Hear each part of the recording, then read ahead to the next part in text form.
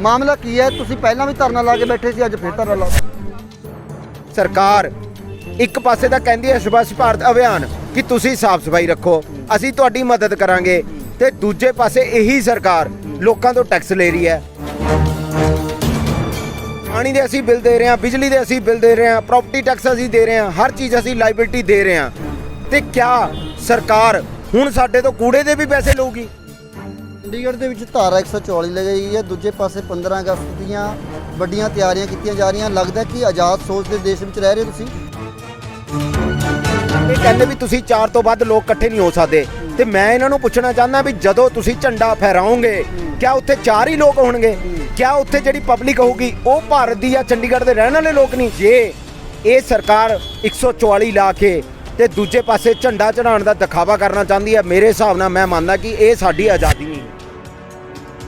ਕਿ ਮੈਨੂੰ ਨਹੀਂ ਲੱਗਦਾ ਕਿ ਅੰਗਰੇਜ਼ਾਂ ਤੇ ਇਸ ਜਿਹੜਾ ਭਾਰਤ ਦਾ ਲੋਕਤੰਤਰੀ ਢਾਂਚਾ ਹੈ ਉਸ 'ਚ ਕੋਈ ਫਰਕ ਹੈ। ਤੇ ਆਜ਼ਾਦੀ ਤੋਂ ਬਾਅਦ ਵੀ ਸਾਡਾ ਇਹੀ ਹਾਲ ਹੈ ਕਿ ਨਾ ਤਾਂ ਸਾਡੇ ਜਿਹੜੇ ਚੁਣੇ ਹੋਏ ਲੋਕ ਹੈ ਉਹ ਸਾਡੀ ਹੱਕਾਂ ਦੀ ਆਵਾਜ਼ ਨੂੰ ਸੁਣ ਰਹੇ ਹੈ, ਨਾ ਜਿਹੜੇ ਸਾਡੇ ਜਿਨ੍ਹਾਂ ਨੂੰ ਆਪਾਂ IAS PCS ਜੋ ਵੀ ਕਹਿੰਦੇ ਜਿਹੜੇ ਸੰਵਿਧਾਨਿਕ ਢਾਂਚੇ ਦੇ ਅਫਸਰ ਨੇ ਉਹ ਵੀ ਸਾਡੀਆਂ ਗੱਲਾਂ ਨੂੰ ਅਣਗੌਲਿਆ ਕਰ ਰਹੇ ਹੈ।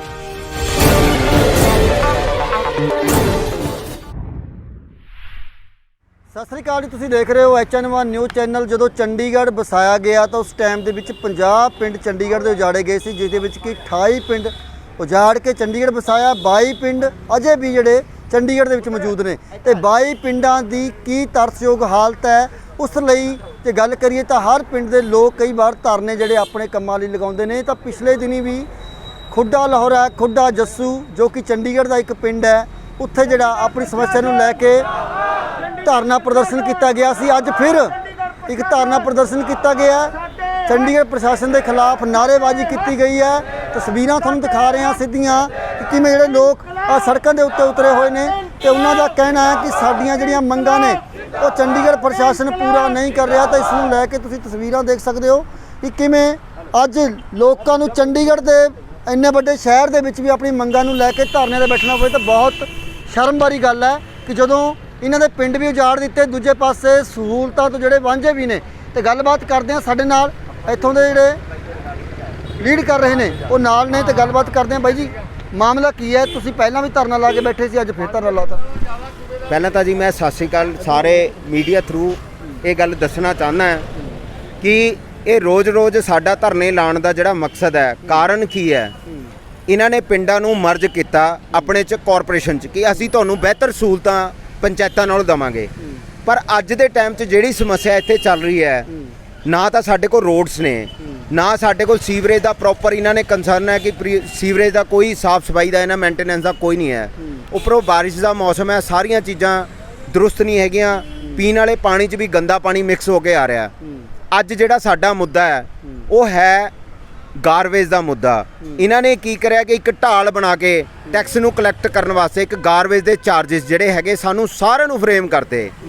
ਤੇ ਜਦੋਂ ਅਸੀਂ ਇਹਨਾਂ ਨੂੰ ਜਾ ਕੇ ਪੁੱਛਿਆ ਕਿ ਜਿਹੜੇ ਚਾਰजेस ਤੁਸੀਂ ਇਹ ਸਾਨੂੰ ਫਰੇਮ ਕਰੇ ਉਹਨਾਂ ਦਾ ਰੀਜ਼ਨ ਕੀ ਹੈ ਤੇ ਉਹ ਕਿਸ ਹਿਸਾਬ ਨਾਲ ਤੁਸੀਂ ਸਾਡੇ ਤੋਂ ਕਲੈਕਟ ਕਰ ਰਹੇ ਹੋ, ਤੇ ਇਹਨਾਂ ਨੇ ਸਾਨੂੰ ਕਿਹਾ ਕਿ ਇਹ ਸ਼ਹਿਰ ਦੀ ਤਰਜ਼ ਤੇ ਅਸੀਂ ਤੁਹਾਡੇ ਤੋਂ ਕਲੈਕਟ ਕਰ ਰਹੇ ਨੇ।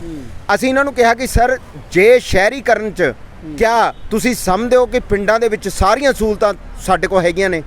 ਕਿਆ ਸ਼ਹਿਰਾਂ ਦੀ ਤਰ੍ਹਾਂ ਸਾਡੇ ਕੋਲ ਸੀਵਰੇਜ ਸਿਸਟਮ, ਸਾਡੇ ਕੋਲ ਸੜਕਾਂ ਦਾ ਸਿਸਟਮ, ਸਾਡੇ ਕੋਲ ਲਾਈਟ ਦਾ ਸਿਸਟਮ, ਕਿਆ ਸ਼ਹਿਰਾਂ ਦੀ ਤਰ੍ਹਾਂ ਹੀ ਸਾਡੇ ਘਰ ਘਰ ਜਾ ਕੇ ਤੁਹਾਡੇ ਜਿਹੜੇ ਗਾਰਬੇਜ ਵਾਲੇ ਜਿਹੜੀਆਂ ਗੱਡੀਆਂ ਤੁਸੀਂ ਲਾਈਆਂ ਨੇ ਕਿਆ ਉਹ ਕਲੈਕਟ ਕਰ ਰਹੀਆਂ ਨੇ? ਤੇ ਦੂਜੀ ਗੱਲ ਅਸੀਂ ਇਹਨਾਂ ਨੂੰ ਪੁੱਛੀ ਕਿ ਜਿਹੜੀ ਫਲੋਰ ਸਿਸਟਮ ਤੁਸੀਂ ਪਿੰਡਾਂ 'ਚ ਬਣਾ ਕੇ ਭੇਜਿਆ ਕਿ ਫਲੋਰ ਦੇ ਵਾਈਜ਼ ਤੁਹਾਡੇ ਅਸੀਂ ਪੈਸੇ ਲਵਾਂਗੇ, ਕਿ ਸਾਡਾ ਇੱਕ ਹੀ ਓਨਰ ਹੈ, ਉਹਦੀਆਂ ਹੀ 3 ਫਲੋਰਾਂ ਨੇ, ਤੇ ਸ਼ਹਿਰ 'ਚ ਹਰ ਅਲੱਗ-ਅਲੱਗ ਫਲੋਰ ਤੇ ਅਲੱਗ-ਅਲੱਗ ਮਕਾਨ ਮਾਲਕ ਰਹਿੰਦਾ ਹੈ, ਤੇ ਤੁਸੀਂ ਉਹ ਕਿਉਂ ਐਦਾਂ ਕਰਿਆ? ਇਹਨਾਂ ਨੇ ਸਾਨੂੰ ਕਿਹਾ ਕਿ ਤੁਸੀਂ ਐਂ ਕਰੋ ਜੀ, ਜੇ ਤੁਸੀਂ ਨਹੀਂ ਸਹਿਮਤ ਤਾਂ ਸਾਨੂੰ ਚਿੱਠੀ ਲਿਖ ਕੇ ਦੇ ਦਿਓ, ਅਸੀਂ ਹਾਊਸ 'ਚ ਦੇਖਾਂਗੇ ਕਿ ਉਹ ਰੱਖਣਾ ਤੁਹਾਡਾ ਮੁੱਦਾ ਜਾਂ ਨਹੀਂ ਰੱਖਣਾ। ਇਸੇ ਕਰਕੇ ਅੱਜ ਅਸੀਂ ਇਕੱਠੇ ਹੋਏ ਹਾਂ ਕਿ ਦੇਖੋ ਜੀ, ਜਾਂ ਤਾਂ ਤੁਹਾਨੂੰ ਸ਼ਹਿਰ ਵਾਲੀ ਫੈਸਿਲਿਟੀ ਦਿਓ, ਜਾਂ ਫਿਰ ਇਹ ਹੈ ਵੀ ਸਾਨੂੰ ਜਿਹੜੇ ਜਿੰਨੇ ਵੀ ਚਾਰजेस ਤੁਸੀਂ ਫਰੇਮ ਕਰ ਰਹੇ ਹੋ ਉਹ ਸਾਰੇ ਸ਼ਹਿਰ ਤੋਂ ਬਹੁਤ ਘੱਟ ਰੇਟ ਤੇ ਹੋਣੇ ਚਾਹੀਦੇ ਆ। ਮੇਰੀ ਅੱਜ ਤੁਹਾਡੇ ਥਰੂ ਇਹੀ ਬੇਨਤੀ ਹੈ ਕਿ ਸਰਕਾਰ ਇੱਕ ਪਾਸੇ ਤਾਂ ਕਹਿੰਦੀ ਹੈ ਸਵੱਛ ਭਾਰਤ ਅਭਿਆਨ ਕਿ ਤੁਸੀਂ ਸਾਫ਼ ਸਫਾਈ ਰੱਖੋ, ਅਸੀਂ ਤੁਹਾਡੀ ਮਦਦ ਕਰਾਂਗੇ, ਤੇ ਦੂਜੇ ਪਾਸੇ ਇਹੀ ਸਰਕਾਰ ਲੋਕਾਂ ਤੋਂ ਟੈਕਸ ਲੈ ਰਹੀ ਹੈ। ਕਿ ਇਹਨਾਂ ਦੇ ਜਿਹੜੇ ਡੰਪਿੰਗ ਗਰਾਊਂਡ ਸੀ ਜਾਂ ਇਹਨਾਂ ਦਾ ਜਿਹੜਾ ਸਿਸਟਮ ਸੀ ਪੁਰਾਣਾ ਕੀ ਉਹ ਫੇਲੀਅਰ ਹੋ ਚੁੱਕਿਆ ਜਾਂ ਇਹਨਾਂ ਨੇ ਇੱਕ ਟੈਕਸ ਨੂੰ ਕਲੈਕਸ਼ਨ ਕਰਨ ਦਾ ਇੱਕ ਨਵਾਂ ਧੰਦਾ ਅਪਣਾਇਆ ਕਿ ਬਈ ਲੋਕਾਂ ਤੋਂ ਕਿਸ ਤਰ੍ਹਾਂ ਅਸੀਂ ਪੈਸਾ ਇਕੱਠਾ ਕਰਨਾ ਹੈ, ਕਿਵੇਂ ਪੈਸਾ ਵਸੂਲਣਾ ਹੈ। ਕਿ ਪਿੰਡਾਂ 'ਚ ਸਾਰੇ ਲੋਕੀ ਅਨਡਿਵੈਲਪਮੈਂਟ ਹੈਗੀ ਹੈ ਤੇ ਉਹ ਲੋਕ ਅਨਅਵੇਅਰ ਨੇ, ਉਹਨਾਂ ਨੂੰ ਕੋਈ ਨੌਲੇਜ ਨਹੀਂ ਹੈ ਕਿ ਕਿਸ ਤਰ੍ਹਾਂ ਉਹਨਾਂ ਨੂੰ ਤੁਸੀਂ ਭੇਡ ਚਾਲ ਬਣਾ ਕੇ ਇੱਕ ਤੇ ਆਰਾਮ ਨਾਲ ਤੁਸੀਂ ਉਹਨਾਂ ਤੋਂ ਕਿਵੇਂ ਪੈਸਾ ਇਕੱਠਾ ਕਰਨਾ ਹੈ। ਉਹ ਇੱਕ ਤਰੀਕਾ ਇਹਨਾਂ ਨੇ ਜ਼ਰੀਆ ਬਣਾ ਲਿਆ ਕਿ ਡਿਵੈਲਪਮੈਂਟ ਦੇ ਨਾਮ ਤੇ ਜ਼ੀਰੋ, ਤੇ ਜਦੋਂ ਪੈਸੇ ਇਕੱਠੇ ਕਰਨੇ ਹੋਣ ਫਿਰ ਇਹਨਾਂ ਨੂੰ ਪਿੰਡਾਂ ਦੀ ਯਾਦ ਆਉਂਦੀ ਹੈ ਕਿ ਹਾਂਜੀ ਪਿੰਡਾਂ 'ਚ ਇਹ ਚੀਜ਼ ਪਹਿਲਾਂ ਇੰਪਲੀਮੈਂਟ ਕਰੋ ਕਿ ਪਿੰਡਾਂ ਤੋਂ ਅਸੀਂ ਜ਼ਿਆਦਾ ਕਲੈਕਸ਼ਨ ਕਰ ਸਕਦੇ ਹਾਂ। ਭਾਰਤ ਦੇ ਸੰਵਿਧਾਨ ਦੇ ਤੌਰ ਤੇ ਅਸੀਂ ਭਾਰਤ ਦੇ ਨਾਗਰਿਕ ਹਾਂ, ਸਾਨੂੰ ਵੀ ਕੁਝ ਸਹੂਲਤਾਂ ਗਵਰਨਮੈਂਟ ਵੱਲੋਂ ਫ੍ਰੀ ਆਫ ਕਾਸਟ ਮਿਲਣੀਆਂ ਚਾਹੀਦੀਆਂ। ਪਾਣੀ ਦੇ ਅਸੀਂ ਬਿੱਲ ਦੇ ਰਹੇ ਹਾਂ, ਬਿਜਲੀ ਦੇ ਅਸੀਂ ਬਿੱਲ ਦੇ ਰਹੇ ਹਾਂ, ਪ੍ਰਾਪਰਟੀ ਟੈਕਸ ਅਸੀਂ ਦੇ ਰਹੇ ਹਾਂ, ਹਰ ਚੀਜ਼ ਅਸੀਂ ਲਾਇਬਿਲਟੀ ਦੇ ਰਹੇ ਹਾਂ। ਤੇ ਕਿਆ ਸਰਕਾਰ ਹੁਣ ਸਾਡੇ ਤੋਂ ਕੂੜੇ ਦੇ ਵੀ ਪੈਸੇ ਲਊਗੀ? ਜਿਹੜਾ ਕਿ ਉਹਨਾਂ ਦਾ ਫਰਜ਼ ਬਣਦਾ, ਉਹਨਾਂ ਦੀ ਡਿਊਟੀ ਬਣਦੀ, ਜਿਹਦੀ ਕਲੀਨਿਨੈਸ ਕਰਨਾ ਉਹਦਾ ਇੱਕ ਸਰਕਾਰ ਦਾ ਮੁੱਖ ਜਿਹੜਾ ਕੰਮ ਹੈ, ਅਧਿਕਾਰ ਹੈ, ਤੇ ਉਸ ਤੇ ਵੀ ਸਾਨੂੰ ਅੱਜ ਡਰਾਇਆ ਧਮਕਾਇਆ ਜਾ ਰਿਹਾ ਤੇ ਸਾਡੀ ਕੋਈ ਸੁਣਵਾਈ ਨਹੀਂ ਹੋ ਰਹੀ। ਪਿੰਡਾਂ ਨੂੰ ਇਹ ਨਿਸ਼ਾਨਾ ਕਿਉਂ ਬਣਾਇਆ ਜਾ ਰਿਹਾ? ਕਿਆ ਲੱਗਦਾ ਕਿ ਸ਼ਹਿਰਾਂ ਨੂੰ ਉਹ ਬਿੱਲ ਨਹੀਂ ਲਗਾਏ ਜਿਸ ਤਰੀਕੇ ਨਾਲ ਤੁਸੀਂ ਦੱਸਿਆ, ਪਰ ਪਿੰਡਾਂ ਨੂੰ ਨਿਸ਼ਾਨਾ ਬਣਾਉਣ ਦਾ ਕੀ ਮਕਸਦ ਲੱਗਦਾ ਕਿ ਸਰਕਾਰਾਂ ਦਾ? ਮੈਂ ਦੇਖੋ ਜੀ ਇਹ ਗੱਲ ਕਹਿਣਾ ਚਾਹੁੰਦਾ, ਇਹ ਸਾਡੇ ਪਿੰਡਾਂ ਦੀ ਭੋਲੀ ਭਾਲੀ ਜਨਤਾ ਹੈ, ਇਹ ਵਿਚਾਰੇ ਅਨਐਜੂਕੇਸ਼ਨ ਸਭ ਤੋਂ ਬੜਾ ਇੱਥੇ ਕਾਰਨ ਹੈ। ਦੂਜੀ ਗੱਲ ਡਿਵੈਲਪਮੈਂਟ ਇੱਥੇ ਜ਼ੀਰੋ ਹੈ। ਤੇ ਤੀਜਾ ਮੇਨ ਚੀਜ਼ ਇਹ ਹੈ, ਮੇਨ ਕਾਰਨ ਇਹ ਹੈ ਪਿੰਡਾਂ ਨੂੰ ਨਿਸ਼ਾਨਾ ਬਣਾਉਣ ਦਾ। ਇਹਨਾਂ ਨੂੰ ਪਤਾ ਹੈ ਵੀ ਉੱਥੇ ਡਿਵੈਲਪਮੈਂਟ ਹਲੇ ਹੋਣੀ ਨਹੀਂ ਤੇ ਉਹਨੂੰ ਟਾਈਮ ਲੱਗਣਾ ਹੈ। ਸਾਡਾ ਉੱਥੇ ਖਰਚਾ ਜ਼ੀਰੋ ਹੈ ਤੇ ਜਿੰਨਾ ਹੋ ਸਕੇ, ਜਿੰਨੀ ਦੇਰ ਇਹ ਕਾਰਪੋਰੇਸ਼ਨ 'ਚ ਨਹੀਂ ਆਉਂਦੇ ਜਾਂ ਜਦੋਂ ਤੱਕ ਵੀ ਅਸੀਂ ਇਹਨਾਂ ਤੇ ਸਾਰੀਆਂ ਚੀਜ਼ਾਂ ਇੰਪਲੀਮੈਂਟੇਸ਼ਨ ਨਹੀਂ ਕਰਦੇ, ਉਨੀ ਦੇਰ ਜਿੰਨਾ ਪੈਸਾ ਵਸੂਲ ਹੁੰਦਾ ਇਹਨਾਂ ਤੋਂ ਵਸੂਲਿਆ ਜਾਵੇ। ਚੰਡੀਗੜ੍ਹ ਦੇ ਵਿੱਚ ਧਾਰਾ 144 ਲਗਾਈ ਗਈ ਹੈ, ਦੂਜੇ ਪਾਸੇ 15 ਅਗਸਤ ਦੀਆਂ ਵੱਡੀਆਂ ਤਿਆਰੀਆਂ ਕੀਤੀਆਂ ਜਾ ਰਹੀਆਂ। ਲੱਗਦਾ ਕਿ ਆਜ਼ਾਦ ਸੋਚ ਦੇ ਦੇਸ਼ ਵਿੱਚ ਰਹਿ ਰਹੇ ਤੁਸੀਂ? ਮੈਂ ਦੇਖੋ ਜੀ ਇੱਕ ਗੱਲ ਕਹਿਣਾ ਚਾਹੁੰਦਾ ਕਿ ਅਸੀਂ ਭਾਰਤ ਦੇ ਸੰਵਿਧਾਨ ਨੂੰ ਮੰਨਦੇ ਹਾਂ, ਭਾਰਤ ਦੇ ਲੋਕਤੰਤਰਿਕ ਢਾਂਚੇ ਨੂੰ ਮੰਨਦੇ ਹਾਂ ਤੇ ਇੱਥੋਂ ਦੇ ਰਹਿਣ ਵਾਲੇ ਨਾਗਰਿਕਾਂ। ਜਿਹੜਾ ਇਹਨਾਂ ਨੇ ਚੰਡੀਗੜ੍ਹ ਦੇ ਵਿੱਚ 144 ਲਾਇਆ ਉਹ ਮੇਰੇ ਹਿਸਾਬ ਨਾਲ ਸਰਾਸਰ ਗਲਤ ਹੈ। ਕਿਉਂਕਿ ਦੇਖੋ ਮੈਂ ਇੱਕ ਗੱਲ ਕਹਿਣਾ ਚਾਹੁੰਦਾ, ਇੱਕ ਪਾਸੇ ਤਾਂ ਆਪਾਂ ਆਜ਼ਾਦੀ ਦੀ ਗੱਲ ਕਰਦੇ ਹਾਂ ਕਿ 15 ਅਗਸਤ 1947 ਕਿ ਦੇਸ਼ ਆਜ਼ਾਦ ਹੋਇਆ ਜੀ, ਅਸੀਂ ਆਜ਼ਾਦ ਭਾਰਤ ਦੇ ਨਾਗਰਿਕ ਹਾਂ, ਤੇ ਦੂਜੇ ਪਾਸੇ 144 ਲਾ ਕੇ ਸਾਡੀ ਉਹ ਜਿਹੜੀ ਨਾਗਰਿਕਤਾ ਹੈ ਉਹਦਾ ਹਨਨ ਹੋ ਰਿਹਾ। ਇਹ ਕਹਿੰਦੇ ਵੀ ਤੁਸੀਂ 4 ਤੋਂ ਵੱਧ ਲੋਕ ਇਕੱਠੇ ਨਹੀਂ ਹੋ ਸਕਦੇ। ਤੇ ਮੈਂ ਇਹਨਾਂ ਨੂੰ ਪੁੱਛਣਾ ਚਾਹੁੰਦਾ ਵੀ ਜਦੋਂ ਤੁਸੀਂ ਝੰਡਾ ਫਹਿਰਾਓਗੇ ਕਿਆ ਉੱਥੇ 4 ਹੀ ਲੋਕ ਹੋਣਗੇ? ਕਿਆ ਉੱਥੇ ਜਿਹੜੀ ਪਬਲਿਕ ਹੋਊਗੀ ਉਹ ਭਾਰਤ ਦੀ ਜਾਂ ਚੰਡੀਗੜ੍ਹ ਦੇ ਰਹਿਣ ਵਾਲੇ ਲੋਕ ਨਹੀਂ? ਕਿਆ ਉਹ ਜਿਹੜੀ ਰੈਲੀ ਹੈ, ਉਹ ਜਿਹੜਾ ਤੁਹਾਡਾ ਉੱਥੇ ਜਾ ਕੇ ਤੁਸੀਂ ਉਹਨਾਂ ਨੂੰ ਸੰਬੋਧਨ ਕਰਨਾ, ਕਿਆ ਉਹ ਸਹੀ ਹੈ? ਕਿਆ ਅਸੀਂ ਆਪਣੀ ਹੱਕਾਂ ਨੂੰ ਜਾਂ ਅਸੀਂ ਸਾਡੇ ਨਾਲ ਜੋ ਵੀ ਹੋ ਰਿਹਾ, ਜੋ ਵੀ ਸਰਕਾਰ ਇਹ ਧੱਕੇਸ਼ਾਹੀ ਕਰ ਰਹੀ, ਕਿਆ ਉਹਨੂੰ ਮੰਨਣਾ ਭਾਰਤ ਦੇ ਸੰਵਿਧਾਨ ਦਾ ਇੱਕ ਹਿੱਸਾ ਨਹੀਂ? ਕਿਆ ਉਹ ਸਾਡੇ ਅਧਿਕਾਰਾਂ ਦਾ ਇੱਕ ਹਿੱਸਾ ਨਹੀਂ? ਤੇ ਮੈਂ ਮੰਨਦਾ ਕਿ ਜੇ ਇਹ ਸਰਕਾਰ 144 ਲਾ ਕੇ ਤੇ ਦੂਜੇ ਪਾਸੇ ਝੰਡਾ ਚੜਾਉਣ ਦਾ ਦਿਖਾਵਾ ਕਰਨਾ ਚਾਹੁੰਦੀ ਹੈ, ਮੇਰੇ ਹਿਸਾਬ ਨਾਲ ਮੈਂ ਮੰਨਦਾ ਕਿ ਇਹ ਸਾਡੀ ਆਜ਼ਾਦੀ ਨਹੀਂ ਹੈ। ਮੈਂ ਮੰਨਦਾ ਇਹ ਦੇਸ਼ ਸੰਵਿਧਾਨ ਦਾ ਦੇਸ਼ ਹੈ, ਇਹ ਦੇਸ਼ ਲਾਅ ਦੇ ਅੰਦਰ ਚੱਲਣ ਵਾਲਾ ਦੇਸ਼ ਹੈ, ਪਰ ਜੋ ਐਕਚੁਅਲ 'ਚ ਰਿਐਲਿਟੀ 'ਚ ਅਸੀਂ ਲੋਕ ਅੱਜ ਦੇਖ ਰਹੇ ਹਾਂ ਉਹ ਸਰਾਸਰ ਗਲਤ ਹੈ। ਕਿਉਂਕਿ ਜਦੋਂ ਇੱਕ ਐਮਐਲਏ ਜਾਂ ਲੀਡਰ ਕੋਈ ਪੋਲੀਟੀਸ਼ੀਅਨ ਆਉਂਦਾ ਉਹਦੀਆਂ ਰੈਲੀਆਂ 'ਚ 5-5 10-10 ਹਜ਼ਾਰ ਬੰਦਾ ਇਕੱਠਾ ਹੁੰਦਾ, ਚਾਹੇ ਉਹ ਕੋਈ ਵੀ ਪਾਰਟੀ ਹੋਏ, ਮੈਂ ਨਾਮ ਨਹੀਂ ਲੈਣਾ ਚਾਹੁੰਦਾ। ਤੇ ਜਦੋਂ ਇੱਕ ਆਮ ਲੋਕ ਆਪਣੀਆਂ ਮੰਗਾਂ ਨੂੰ ਮੁੱਖ ਰੱਖਦੇ ਹੋਏ ਇਕੱਠੇ ਹੁੰਦੇ ਨੇ ਤੇ ਇਹਨਾਂ ਤੋਂ ਆਪਣੇ ਹੱਕਾਂ ਦੀ ਲੜਾਈ ਲੜਨ ਲਈ ਇੱਕ ਧਰਨਾ ਲਾਉਂਦੇ ਨੇ ਜਾਂ ਕੋਈ ਵੀ ਅੰਦੋਲਨ ਕਰਦੇ ਨੇ, ਫਿਰ ਇਹਨਾਂ ਨੂੰ ਦਫਾ 144 ਯਾਦ ਆਉਂਦੀ ਹੈ ਕਿ ਜੀ ਦਫਾ 144 ਲੱਗੀ ਹੋਈ ਹੈ ਤੇ ਜਿਹੜਾ ਬੰਦਾ ਧਰਨਾ ਪ੍ਰਦਰਸ਼ਨ ਕਰੂਗਾ ਉਹਨੂੰ ਚੱਕ ਕੇ ਤੁਸੀਂ ਜੇਲ੍ਹ 'ਚ ਬੰਦ ਕਰ ਦਿਓ। ਮੈਂ ਇੱਕ ਗੱਲ ਅੱਜ ਤੁਹਾਡੇ ਰਾਹੀਂ ਸੰਬੋਧਨ ਕਰਨਾ ਚਾਹੁੰਦਾ, ਇਸ ਸਰਕਾਰ ਤੋਂ ਮੈਂ ਇੱਕ ਡਿਮਾਂਡ ਕਰਨਾ ਚਾਹੁੰਦਾ ਕਿ ਮੈਨੂੰ ਨਹੀਂ ਲੱਗਦਾ ਕਿ ਅੰਗਰੇਜ਼ਾਂ ਤੇ ਇਸ ਜਿਹੜਾ ਭਾਰਤ ਦਾ ਲੋਕਤੰਤਰੀ ਢਾਂਚਾ ਹੈ ਉਸ 'ਚ ਕੋਈ ਫਰਕ ਹੈ। ਅਸੀਂ ਪਹਿਲਾਂ ਆਜ਼ਾਦੀ ਤੋਂ ਪਹਿਲਾਂ ਵੀ ਇਹੀ ਜਿਹੜੀਆਂ ਪ੍ਰੋਬਲਮ ਸੀ ਉਸ ਨਾਲ ਫੇਸ ਕਰ ਰਹੇ ਸੀ ਤੇ ਆਜ਼ਾਦੀ ਤੋਂ ਬਾਅਦ ਵੀ ਸਾਡਾ ਇਹੀ ਹਾਲ ਹੈ ਕਿ ਨਾ ਤਾਂ ਸਾਡੇ ਜਿਹੜੇ ਚੁਣੇ ਹੋਏ ਲੋਕ ਹੈ ਉਹ ਸਾਡੀ ਹੱਕਾਂ ਦੀ ਆਵਾਜ਼ ਨੂੰ ਸੁਣ ਰਹੇ ਹੈ, ਨਾ ਜਿਹੜੇ ਸਾਡੇ ਜਿਨ੍ਹਾਂ ਨੂੰ ਆਪਾਂ IAS PCS ਜੋ ਵੀ ਕਹਿੰਦੇ ਜਿਹੜੇ ਸੰਵਿਧਾਨਿਕ ਢਾਂਚੇ ਦੇ ਅਫਸਰ ਨੇ ਉਹ ਵੀ ਸਾਡੀਆਂ ਗੱਲਾਂ ਨੂੰ ਅਣਗੌਲਿਆ ਕਰ ਰਹੇ ਹੈ। ਉਹਨਾਂ ਨੂੰ ਵੀ ਲੱਗਦਾ ਹੈ ਕਿ ਇਹ ਲੋਕਾਂ ਦੇ ਕੰਮਕਾਰ ਕੁਝ ਨਹੀਂ ਹੈਗੇ, ਇਹ ਵੈਸੇ ਹੀ ਇਕੱਠੇ ਹੋ ਕੇ ਬੈਠ ਜਾਂਦੇ ਨੇ।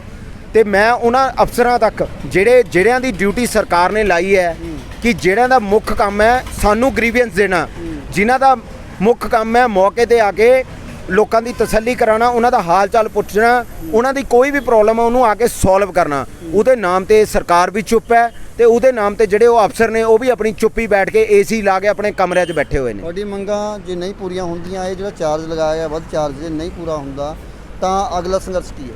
ਦੇਖੋ ਜੀ, ਮੈਂ ਆਪਣੇ ਸਾਰੇ ਪਿੰਡਾਂ ਦੇ ਭਾਈਚਾਰੇ ਨੂੰ, ਜਿੰਨੇ ਵੀ ਪਿੰਡ ਐਮਸੀ ਨੇ ਪਹਿਲਾਂ ਲਏ ਤੇ ਅੱਜ 13 ਪਿੰਡਾਂ ਦਾ ਹਨਨ ਹੋਇਆ। ਜਿਸ ਤਰ੍ਹਾਂ ਕਿ ਅਨਸੰਵਿਧਾਨਿਕ ਤਰੀਕੇ ਨਾਲ ਉਹਨਾਂ ਨੂੰ ਮਿਲਾਇਆ ਗਿਆ, ਜ਼ਬਰਦਸਤੀ ਤਰੀਕੇ ਨਾਲ। ਮੈਂ ਉਹਨਾਂ ਸਾਰਿਆਂ ਨੂੰ ਵੀ ਬੇਨਤੀ ਕਰਦਾ ਤੇ ਮੇਰਾ ਜਿਹੜਾ ਅਗਲਾ ਪ੍ਰੋਟੈਸਟ ਹੈ, ਮੈਂ ਤਾਂ ਇਹ ਕਹਿਣਾ ਚਾਹੁੰਦਾ ਕਿ ਜੇ ਇਹ ਚੀਜ਼ ਸਾਡੀ ਨਹੀਂ ਸੋਲਵ ਕਰਦੇ ਤਾਂ ਅਸੀਂ 13 ਦੇ 13 ਪਿੰਡ ਇਕੱਠੇ ਹੋ ਕੇ ਅਸੀਂ ਇਹਨਾਂ ਦੇ ਖਿਲਾਫ ਇੱਕ ਰੋਡ ਮਾਰਚ ਕੱਢਾਂਗੇ ਤੇ ਇਹਨਾਂ ਦਾ ਜਲੂਸ ਕੱਢਾਂਗੇ। ਇਹਨਾਂ ਨੂੰ ਦਿਖਾਵਾਂਗੇ ਕਿ ਜਿਹੜਾ ਤੁਸੀਂ ਸੋਚਦੇ ਹੋ ਕਿ ਅਸੀਂ ਪਿੰਡਾਂ ਤੇ ਧੱਕੇਸ਼ਾਹੀ ਨਾਲ ਟੈਕਸ ਵਸੂਲ ਲਾਂਗੇ ਜਾਂ ਜ਼ਬਰਦਸਤੀ ਕਰਕੇ ਕਿਸੇ ਵੀ ਤਰ੍ਹਾਂ ਦੇ ਟੈਕਸ ਉਹਨਾਂ ਤੇ ਲਾਵਾਂਗੇ, ਇਹ ਧੱਕੇਸ਼ਾਹੀ ਬਿਲਕੁਲ ਚੱਲਣ ਵਾਲੀ ਨਹੀਂ ਹੈਗੀ। ਬਿਲਕੁਲ ਤੁਸੀਂ ਦੇਖ ਸਕਦੇ ਹੋ ਕਿ ਅੱਜ ਲੋਕ ਇੰਨੇ ਕੁ ਦੁਖੀ ਹੋ ਚੁੱਕੇ ਨੇ ਚੰਡੀਗੜ੍ਹ ਦੇ ਪਿੰਡਾਂ ਦੇ ਕਿ ਚੰਡੀਗੜ੍ਹ ਦੇ ਪਿੰਡਾਂ ਨੂੰ ਪਹਿਲਾਂ ਚਾਰਜ ਲਗਾਇਆ ਜਾ ਰਿਹਾ ਹੈ ਕਿਸੇ ਵੀ ਕੰਮ ਦਾ ਹੋਵੇ, ਸੀਵਰੇਜ ਦਾ ਹੋਵੇ ਜਾਂ ਹੋਰ ਟੈਕਸ ਲਗਾਉਣਾ ਹੋਵੇ, ਪਰ ਸ਼ਹਿਰਾਂ ਨੂੰ ਰਾਹਤ ਦਿੱਤੀ ਜਾ ਰਹੀ ਹੈ। ਚਾਹੀਦਾ ਤਾਂ ਇਹ ਸੀ ਕਿ ਪਿੰਡਾਂ ਨੂੰ ਜਿਨ੍ਹਾਂ ਨੂੰ ਉਜਾੜ ਕੇ ਚੰਡੀਗੜ੍ਹ ਵਸਾਇਆ ਗਿਆ ਉਹਨਾਂ ਨੂੰ ਕਈ ਸੁਵਿਧਾ ਮੁਫਤ ਦੇਣੀ ਚਾਹੀਦੀ ਸੀ, ਪਰ ਉਲਟਾ ਚੰਡੀਗੜ੍ਹ ਦੇ ਪਿੰਡਾਂ ਨੂੰ ਵੱਧ ਟੈਕਸ ਲਗਾ ਕੇ ਲੋਕਾਂ ਦਾ ਕਚੂਮਰ ਕੱਢਿਆ ਜਾ ਰਿਹਾ। ਤਾਂ ਇਹਨਾਂ ਨੇ ਦੱਸਿਆ ਇੱਕ ਪਾਸੇ ਆਜ਼ਾਦੀ ਦੇ ਦਿਹਾੜੇ ਮਨਾਏ ਜਾ ਰਹੇ ਨੇ, ਦੂਜੇ ਪਾਸੇ ਧਾਰਾ 144 ਚੰਡੀਗੜ੍ਹ ਲਗਾ ਕੇ ਲੋਕਾਂ ਦੀ ਆਵਾਜ਼ ਦਬਾਉਣਾ ਚਾਹੁੰਦੀ ਹੈ। ਤਾਂ ਕਿਸ ਗੱਲ ਦੀ ਇਹਨਾਂ ਨੇ ਦੱਸਿਆ ਕਿ ਆਜ਼ਾਦੀ ਹੈ ਜਦੋਂ ਸਾਨੂੰ ਬੋਲਣ ਦਾ ਹੀ ਹੱਕ ਨਹੀਂ। ਤੇ ਆਉਣ ਵਾਲੇ ਦਿਨਾਂ 'ਚ ਦੇਖਦੇ ਹਾਂ ਕਿ ਸਰਕਾਰ ਇਹਨਾਂ ਦੀ ਕਿੰਨੀ ਕੁ ਸੁਣਵਾਈ ਕਰਦੀ ਹੈ, ਪਿੰਡਾਂ ਨੂੰ ਕਿੰਨੀ ਕੁ ਰਾਹਤ ਦਿੰਦੀ ਹੈ, ਕਿੰਨੀ ਕੁ ਸੁਵਿਧਾ ਜਿਹੜੀਆਂ ਮੁਫਤ ਕਰਦੀ ਹੈ। ਇਹ ਤਾਂ ਹੁਣ ਆਉਣ ਵਾਲਾ ਟਾਈਮ ਹੀ ਦੱਸੇਗਾ। ਤੁਹਾਡੇ ਨਾਲ ਕੈਮਰਾਮੈਨ ਮਨਪ੍ਰੀਤ ਕੌਰ ਦੇ ਨਾਲ ਹਰਤੇਜ ਸਿੰਘ ਤੇਜੀ, HN1 ਨਿਊਜ਼ ਚੰਡੀਗੜ੍ਹ।